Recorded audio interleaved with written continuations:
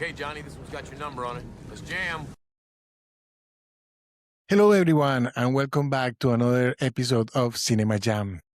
In today's episode, we'll be talking about the full month of March, where we discuss 4 amazing realistic warfare movies. We're gonna go at the end and we will rank them, and we will try to get you to watch them because these 4 movies were worth watching and we really enjoy it.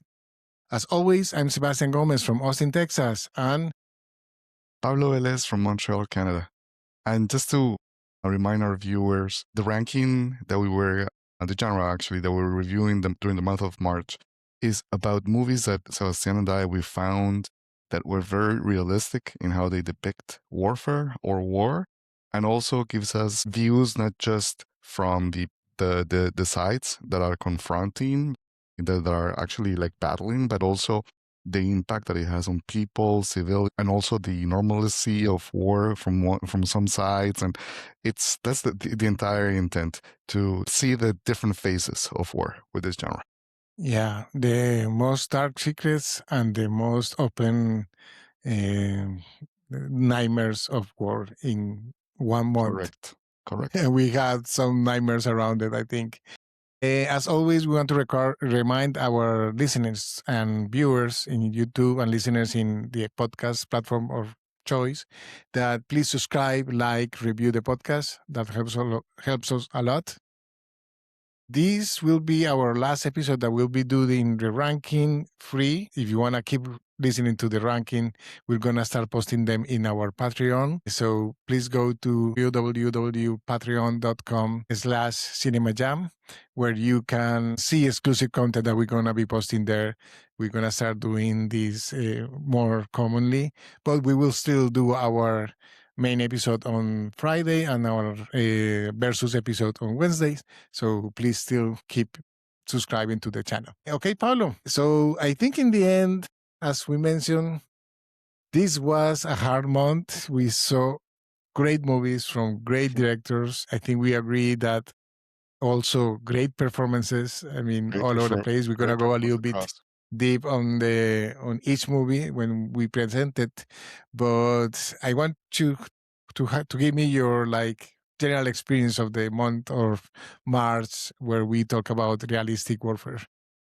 I think it was a fantastic month for watching and analyzing and talking about movies. You actually suggested some movies that I hadn't seen before, like All Quiet on the Western Front, and there was the movie, the Russian one, Come and See. That was I wasn't aware of that one, and I was surprised. Exactly. So it was amazing. It was an incredible experience, and I really want to go over the ranking with our viewers. So we just go straight into it. Okay, yes. So we're gonna first talk about each movie one by one, and at the end we'll do our proposed ranking, and we'll start discussing which ones are going to go on top of each other. So on the first week of March, we saw The Zone of Interest. This is a German movie that was actually nominated and won an Oscar as a foreign film, directed by Jonathan Glazer. This is a director that jumped into fame because doing very unique kind of horror movies like Under the Skin and Bird and another gangster movie like Sexy Beast. But I didn't expect to find a movie like this one, because when we were discussing in the main episode is that these are basically 2 movies together, right? There is one in the background that if you hear it with a good sound system or headphones, you can hear in the background that a lot of bad things are happening. And then the one that you see, that is this family living next to the one of the biggest concentration camps of the Nazis I think it's in Poland or very close to Poland. Yeah, and where basically these families living the idyllic life. Great performances by Sandra Hüller, especially, and Christian Friedel, where basically they're living their lives like nothing is happening. He's the main, I guess, administrator of the concentration camp. Sandra Hüller is his wife, and they're living like nothing is happening next to them, completely normal lives, and it's just disturbing. to It's see really them act terrifying. like It's that. really terrifying. And I think that movie has one of the best endings I've seen in a movie in a long time.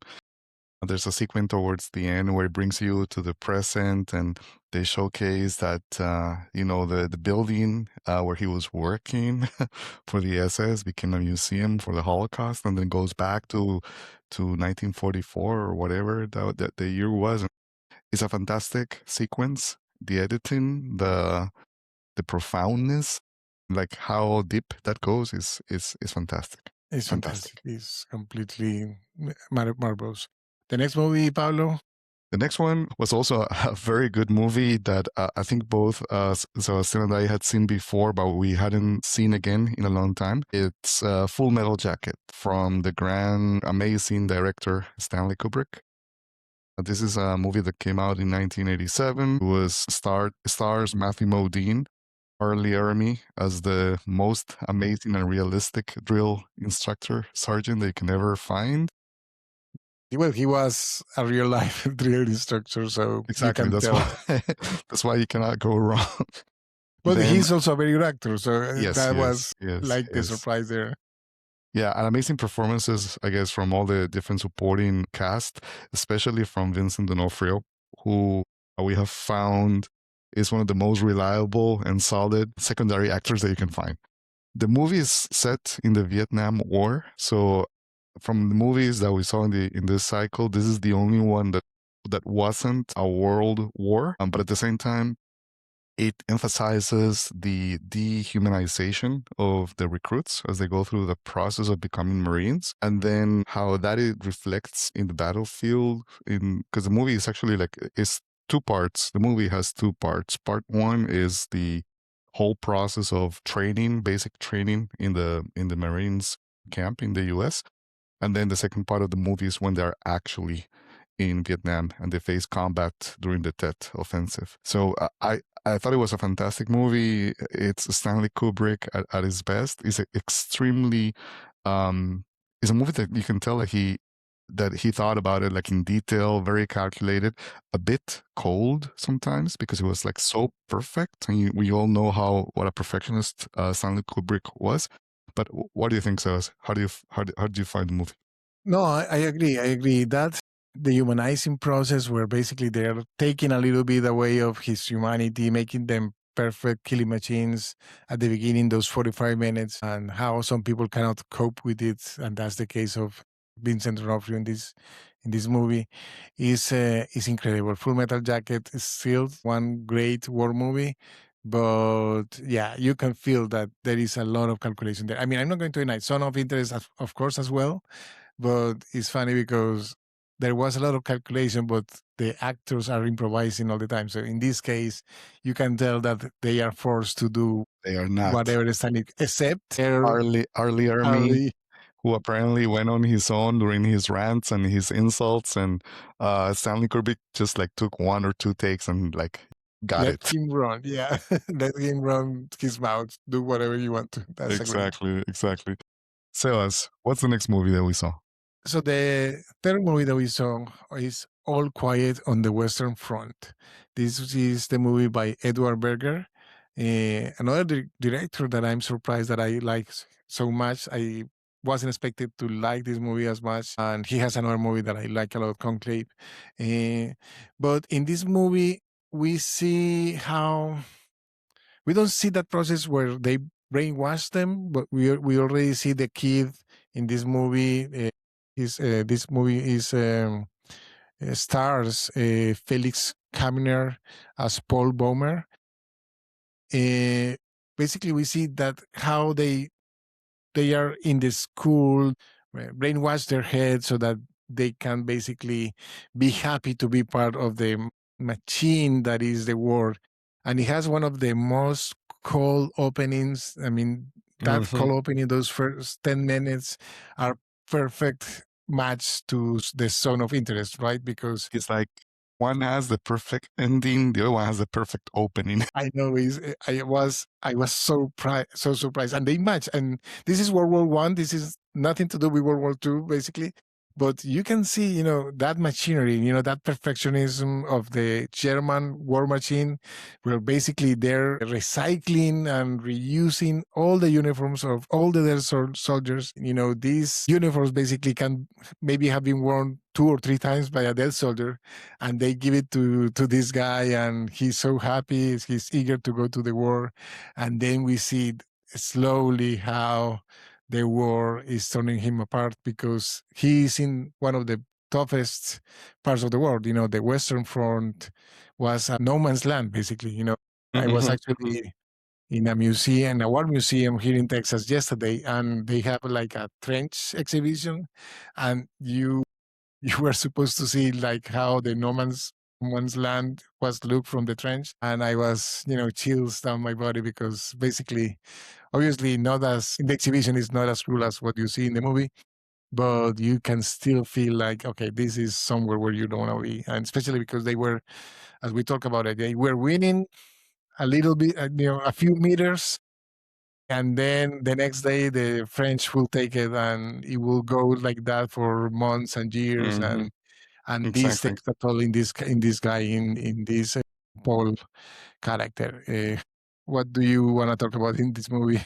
No, I agree with everything. So, as maybe just to emphasize that this is a movie that really highlights the futility of war, like the nonsense of war. Exactly, like they were fighting for this few meters back and forth, and a lot of people die, and then at the end, like the sequence, the last moment in the movie where the general doesn't want to, stop attacking until the last hour, and then you see like people like dying just within minutes, like our lead character. So it's a really it's a devastating movie Yeah, for one the of the last act. saddest ending. Yeah, It's a it really really was. sad ending. Yeah, this movie I want to mention. It was nominated for 4 Oscars, and only won the music. And we talk about the music in this one. That basically, what was the term? That great music, very German style music. It was great. The score was composed by Volker Belterman, and it was a great music in that movie. In this, okay, and the last movie that we saw last Friday. Well, the last one was a bit of a psychological roller coaster, I want to say. It's the 1985 Soviet movie Come and See. It's a movie from a Soviet director, Elem Klimov, His last movie. and his last movie, and also co-written by him and someone named Ales Adamovich, who apparently was a soldier he based his novel on the testimonies of people that survived in Belarusia. This is during the Second World War, during the occupation of that part of the Soviet Union by the Germans, and is from the perspective of the population, like the people in the villages that face that harsh occupation. Belarus is next to Poland, so basically they were the next target of the Nazi Exactly, invasion. exactly, exactly. And the movie is starred by especially Alexei Kravchenko in the leading role of Fiora Gaishun, who starts off as a kid living in a farm in this small village somewhere in Belarus, and then he's recruited by the resistance, by the partisans, and then he goes through so many situations in his less than a year actually. In the thing about the last movie, well, the Mhm. previous movie, is that I think he's 17, something like that. In this one, he's 13, maybe 14. I'm not really sure, Exactly, but exactly, something like that, yeah, like early teens, and by the end of the movie, he looks like he's 60, and it's like one of the most impressive like transformations, like physical transformations that are not meant to be a transformation like an obvious one, like a werewolf changing or something. This is like you just like see his mental and physical breakdown. His hair turns white. He gets like these huge wrinkles under his eyes, and at the end, he looks again like someone way older than a 13-year-old boy. And is also a movie that depicts the obviously from the Soviet perspective, all the horrors that the Nazis inflicted on them. So it doesn't spare anything. It's a tough movie to watch, but one where the performances are amazing, especially from Alexei Kravchenko. Yeah, in this movie, they mention, I think the Nazis basically burn and kill 629 villages all over the country, and we only see two, and we only see like one after the fact, and then we see the process from beginning to end of another one, and it was devastating. It was like one of the most stressful things that I have ever seen in the film. And that's the thing about these four movies, is that they are cinematic, they are incredibly well shot, but they don't spare you of the dark things that happen in war. And that's what I enjoyed of the movie. I mean, I enjoyed the cinematic fact of the movie. I cannot really say that I enjoyed the movies. No. I mean, the topics are very difficult. They're not meant to be something that you enjoy, but it's really like the style in the movies. Like one thing says that I was surprised is how different the styles were. Because the only American movie is Full Metal Jacket. And even though it's a Stanley Kubrick who has his own very personal style and methodical and a perfectionist, the movie is a Hollywood movie. Like from the editing, the soundtrack, the pace, like, it closes with Paint Up Black from the Rolling Stones. Like it's a movie that is an American movie, even though it wasn't like it didn't do well when it came out in The the box box office. office. Exactly. But then you have two European movies, All Quiet on the Western Front, like two movies that are based on Germany, but one done by a German director, the other one done by an English director, if I'm not mistaken. Jonathan Glazer is English. Exactly. So they're also, even though European movies are also very different. The one from the director of The Zone of Interest, Jonathan Glazer, is a movie that is a bit closer to the way an American movie might be because of the quality of the editing and also the emphasis on the soundtrack, on not on the soundtrack, but what we were saying, describing before, Sebas, that sonic layer that you're constantly hearing in the background that is driving you insane, but it's all like very well produced, and especially the editing, like the long shots. It's all like from different perspectives. It feels like almost like we talked about it, like one of those early German expressionists. Expressionist, yeah. Expressionist films, yeah. Yeah, like the scenes that you see from the cabinet of Dr. Caligari, where everything is from like weird angles, is something that he thought about like very very in a very methodical Stanley Kubrick like way, but completely different styles. Actually, yeah, after the two movies, I did thought that we didn't get to talk about it during the podcast, but I actually felt that the one that is closer to that style of Kubrick is Jonathan Glazer. You can tell the four of them had a lot of, they really knew what they wanted in the movie. I actually read that Helen Klimov, what is it? No, Helen Klimov usually uses in some parts live rounds, so Yeah, that I read that they too. will break apart some of the, that they could feel that they were shooting real lives bullets. So it was like crazy. But you can tell that, Jonathan Glazer was the more calculating one of doing that shot in the Zone of Interest. And they won an Oscar for that, the sound. They won the Oscar for the sound and and Best International Picture. So yeah, you can tell that everyone agrees that the sound is just another layer. Yeah. So, and on the other extreme, on the other side, we have two other movies that also have very different styles. One German, the other one Soviet Russian, for which we don't have a lot of things to compare to. Yeah, not But many references. Yeah. exactly.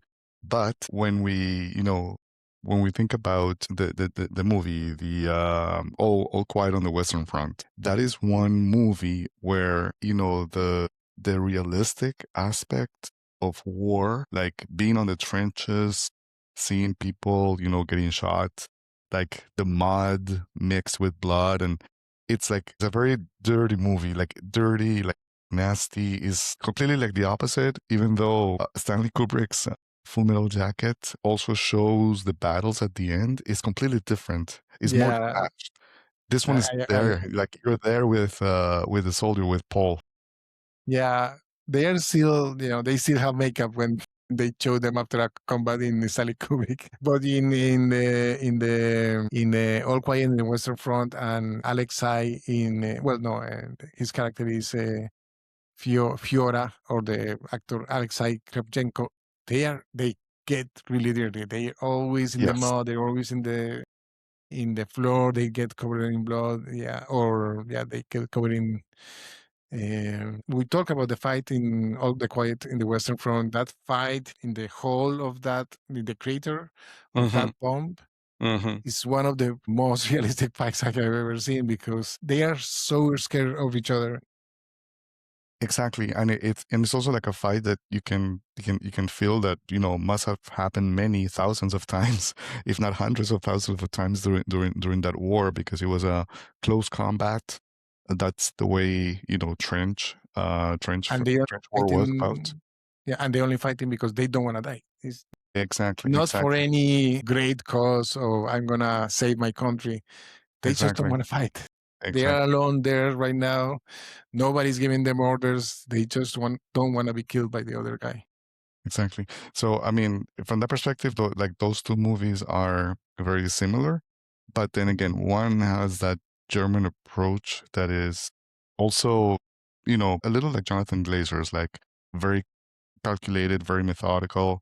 Like, is an extremely raw movie, All Quiet on the Western Front, but is very well edited. You can tell the quality behind it. Common Sea feels like a documentary sometimes. Feels because the camera. I don't know if you read about it, Sebas. They use a mounted cam. Like it follows the people as they run, as they flee, like the soldiers. I didn't knew it, but it felt like that. Yeah. It felt like a documentary. Like if you were watching, like, I don't know, the Blair Witch or something. Like, just you're always on constantly like moving, and the few scenes where there's like some stillness, like where people are still, are when you're seeing, like, massacres and stuff, which is like horrible. So I wouldn't. I see Come and See more like a documentary than actually like a movie, to be honest, which makes it even more powerful. Yeah, yeah. I mean, we definitely have to talk about the ranking. I mean, I Let's will do it. actually give it to Come and See first. I don't know if you agree with me, but I will. 100%. Yeah, Come and See should be first. I think there is no denying that. From there, it's gonna be a little bit harder. If in my personal view, I will give it Come and See, The Zone of Interest. Might be convinced to do All Quiet on the Western Front, to be honest. But for now, Come and See, The Zone of Interest, All Quiet on the Western Front, and Full Metal Jacket as the fourth one. What do you think? I think I agree with that. You said You think? so. You said Come and See, Zone of Interest, All Quiet on the Western Front, Full Metal Jacket. Yeah, because I agree. yeah, I had the same ranking in my head. yeah. If we're talking about that, both of them actually feel like documentaries. The Son of Interest also feels like a documentary because it's basically showing the lab. Well, I think in one of the reviews they say it's Big Brother for German family during the Holocaust, basically. Well, not any German family, the German Germany, the German family controlling the concentration camp. So Hmm. is that documentary, no? And he uses hidden cameras in the house and all that. So it's basically also kind of like a documentary. And the other two are basically movies, very well done movies about warfare. So Hmm. if we're going for which ones are more realistic, I think we can definitely say that order Yeah. is closer to to what you expect a real war will be, basically.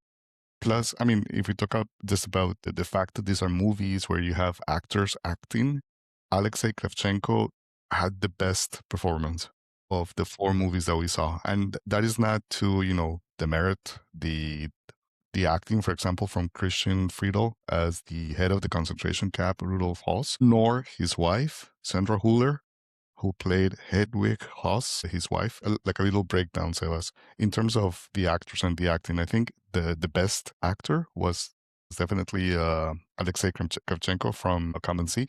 But the best actress, we didn't have many women in these movies. We only see the wife of the Sandra Hüller, who's amazing. She's extraordinary. And also And Glasha. Glasha, exactly. Olga Mironova from Come and See. But yeah. Well, normally we do those questions at the end. So let's start with that. So okay, definitely we let's do it. agree that, best actor, definitely we will give it to Alexei Kravchenko. Best actress, I agree, Sandra Huller. Glasha is pretty good. Yeah, she's good. There was something hypnotic when you were saying that someone said that it was kind of like a lucid dream, or what was it, like magical realism at some Magical times of the realism. movie. So yeah, I don't know who it was. Maybe it was Roger Ebert. Like a critic said that it was a magical realism movie. But Inside of the world. yeah, But inside of she is the one that makes that, yes. But only but hair. but the problem though, Celas, is that she's only in the movie at the beginning for a few scenes when they're alone in the forest, which is a really amazing, like well done sequence with the trees and the water. That's really cool. But then I think we lose track of her, right? Because the woman that we see at the Yeah, end, it wasn't her, right? It was another it woman wasn't from the her. village. I actually had to go into Reddit and IMDb, and I was able to confirm that it's another girl with a different actress and all that. Looks very Yeah, similar to her, but no, it's not her. yeah. Because I mean, in the All Quiet on the Western Front, I don't think there were any women besides some French farmers that we see at some point. From far away, right? Yeah. Yeah, from far away. And then in Full Metal Jacket, it's just the The Vietnamese prostitutes. prostitutes. Yeah, I mean, that doesn't really count. That, I have to be honest, they look the same. They were in Well, different cities and they look the same. Like, oh god, oh boy. yeah. So, anyways, I think from an acting perspective, we explained then the reasons for the two movies. Then, what is the next question that we usually do? The Biggest director. surprise. Biggest surprise. The biggest surprise for me was Come and See. I wasn't really sure what to expect about that movie. I'd never seen a movie from the Soviet Union before. No, actually, I saw one called VIY, with my brother. A horrible movie about vampires. I really hated it. I don't know why he forced me to watch that. But this is the first movie that I was really like waiting, like wanting to see. I had it in my list. I just didn't have the courage to watch it because I knew it was going to be tough. So this for me was the biggest discovery. So, Yeah, for me as well. I didn't expect to be so moved by this movie, especially because you know it's a communist country, a lot of censorship, all that goes behind this type of movie, and seeing the. I mean, obviously, it's a propaganda machine against the Germans. I'm not going to deny it, but it still moved me because it was so dark, so true to what happens in the wars that people normally don't see. That I was amazed how well it was done. I was also pleasantly surprised by, I was surprised how much a sound can make a movie. And that's the zone of interest. yep, There agree. was something different of having a good sound, pay attention to the sound. Sometimes you forget, sometimes, because of the keys, you're watching a movie in subtitles, but when in this case I was conscious that I needed to listen it with headphones, and oh boy, it's a whole new level discovered. Yeah. Okay, what you didn't get? I think maybe I didn't quite get what was the message from Stanley Kubrick in Full Metal Jacket. I think I know what it was. It was the duality of war, and I think it was way too obvious, with Matthew Modine's character, Private Joker, Joker being in the field in battle with the peace pin on his jacket. and Born to Kill in the helmet. It felt like too obvious, like too simple, like too like I don't know. It felt like for someone like Kubrick, you would expect him to do something more elaborate. And I didn't see that. And I remember watching this movie many, many, many years ago and really liking, especially liking the first part, the training scenes, and obviously Donofrio's performance was amazing. I don't know. This is the one movie that I felt in all the other ones. Jonathan Glazer with The Zone of Interest, Thor Berger with All Quiet on the Western Front, and especially Klimnov with Come and See.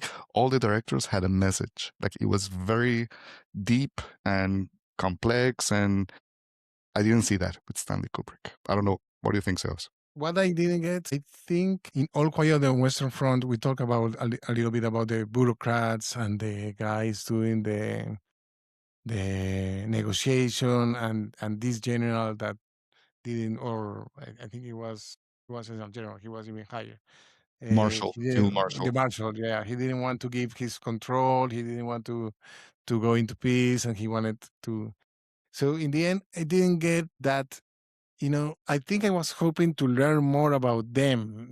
That side of the.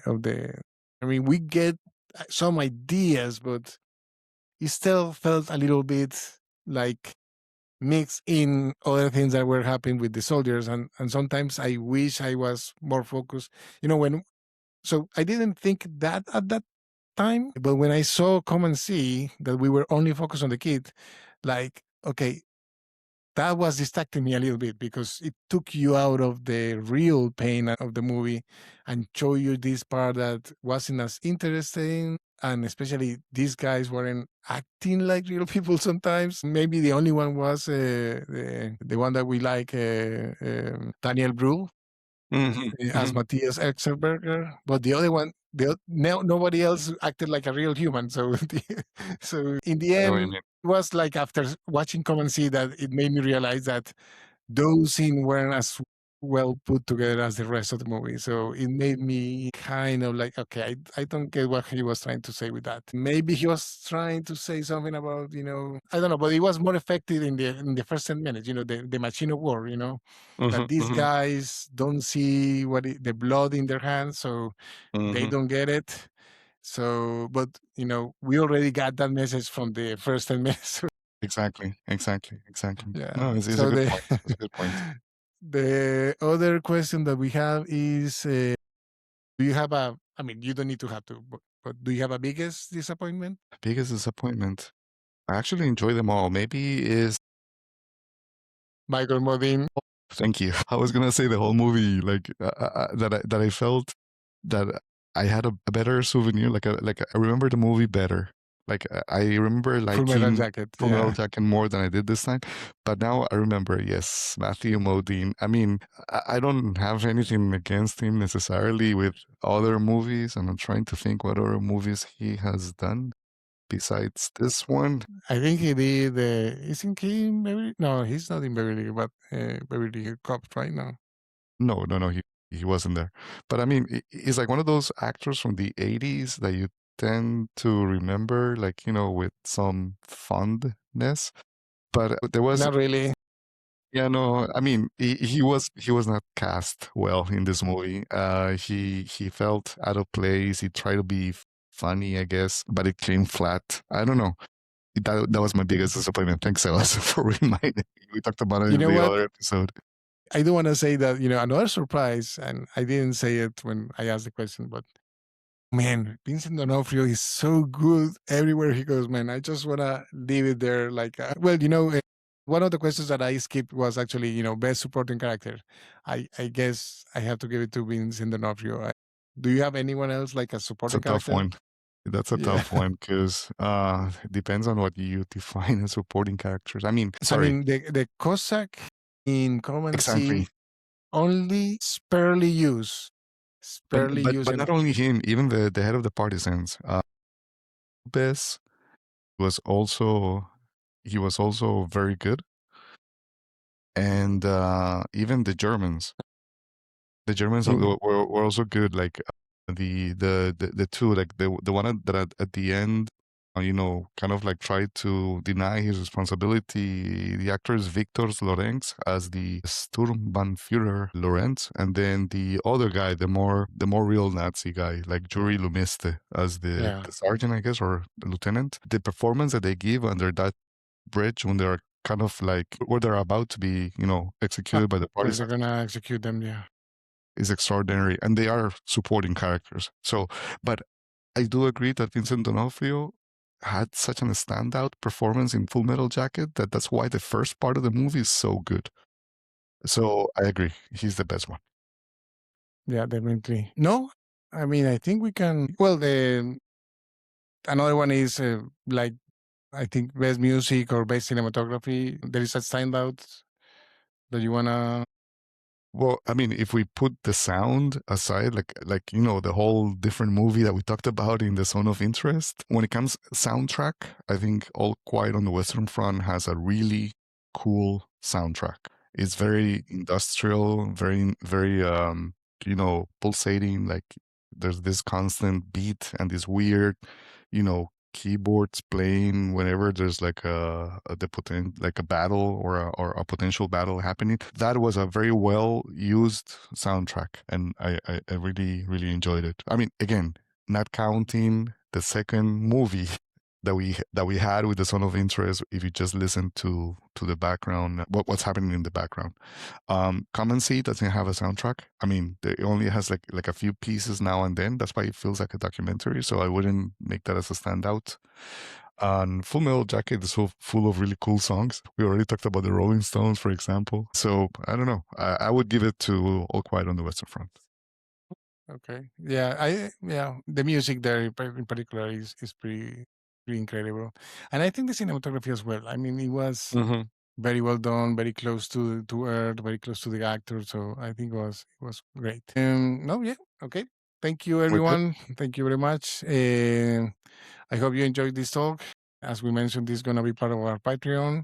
So, but so if you wanna follow up with the next times with these ones, please follow us there. Until next time, keep drumming about movies. Until next one.